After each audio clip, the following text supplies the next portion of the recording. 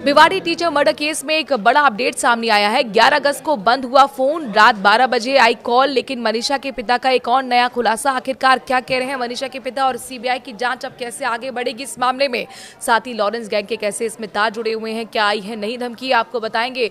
हर एक बारीक खबर इससे जुड़ी हुई, रहिए मेरे साथ। नमस्कार, मैं हूं आपके साथ मनुराज सक्सेना। भिवानी में मनीषा मौत मामले में पुलिस के लिए हत्या या आत्महत्या की गुत्थी सुलझाने के साथ साथ उसका मोबाइल फोन भी ढूंढना पहेली बना हुआ है। मनीषा के लापता होने के बाद उसकी मौत के 9 दिन बाद भी पुलिस मोबाइल फोन बरामद नहीं कर पाई है। मनीषा का शव बरामद होने के दौरान पुलिस ने मौके से उसका दुपट्टा, जूती और कई तथ्य जुटाए थे, लेकिन उसका मोबाइल फोन अभी भी ढूंढा नहीं गया है। मनीषा के पिता संजय ने बताया था कि उसकी बेटी मनीषा 11 अगस्त की सुबह घर से प्ले स्कूल जाने के लिए निकली थी। उस समय उसका मोबाइल भी उसके पास था। उसी दिन दोपहर बाद 3:08 पर बेटी का फोन बंद था। फिर शाम 6:26 पर बेटी का फोन खुला था। इसके कुछ देर बाद फिर फोन बंद हो गया था। बेटी जिस कॉलेज में दाखिला के लिए गई थी, उस कॉलेज में डायल 112 की टीम भी चलाई गई थी, लेकिन वहां 3 कर्मचारी शराब के नशे में थे, जिन्होंने बेटी के बारे में कोई जानकारी नहीं दी। उसी शाम लोहारू पुलिस थाना में भी वो गए थे और जहां उन्हें ये कहकर लौटा दिया गया था कि शादी का सर्टिफिकेट लेकर बेटी लौट जाएगी।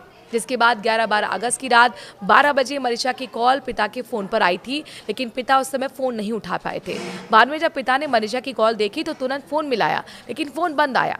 हालांकि मनीषा की मौत के बाद एसआईटी के तहत 6 अलग-अलग टीमें जांच कर रही हैं और अब ये मामला सीबीआई तक पहुंच चुका है। अगर पुलिस मनीषा का मोबाइल फोन बरामद कर उसकी जांच करती है तो मौत से जुड़े कई और राज सामने आ सकते हैं, क्योंकि मनीषा के लापता होने के बाद भी पिता और भाई के फोन पर 2 बार कॉल आई हैं, लेकिन किसी ने मनीषा की उस समय बात उनसे नहीं हो पाई और मनीषा पिता को क्या बताना चाहती थी और वो कहाँ थी, ये सभी बातें फोन मिलने पर ही खुल पाएंगी। उसके मोबाइल फोन के डेटा से भी पुलिस को कुछ सुराग हाथ लग सकते हैं।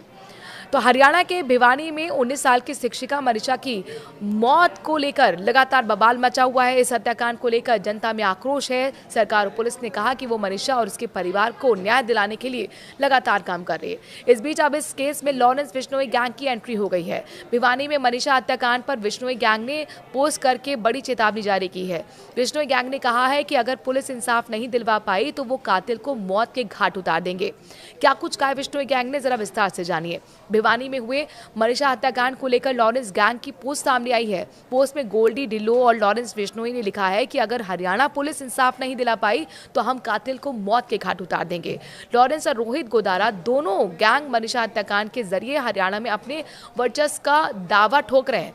कनाडा में हत्या की भी जिम्मेदारी ली गई थी। इतना ही नहीं, पोस्ट में गोल्डी ढिल्लो ने कनाडा के ब्रैम्पटन में सोनू चटा की हत्या की जिम्मेदारी भी ली है। पोस्ट में लिखा गया है कि सोनू लॉरेंस के करीबी एमपी धनुआ के मर्डर की साजिश में शामिल था और लॉरेंस के नाम पर उगाही कर रहा था, इसीलिए उसे मौत के घाट उतार दिया गया। बता दें कि गोल्डी ढिल्लो फिलहाल कनाडा में है और लॉरेंस जेल में है।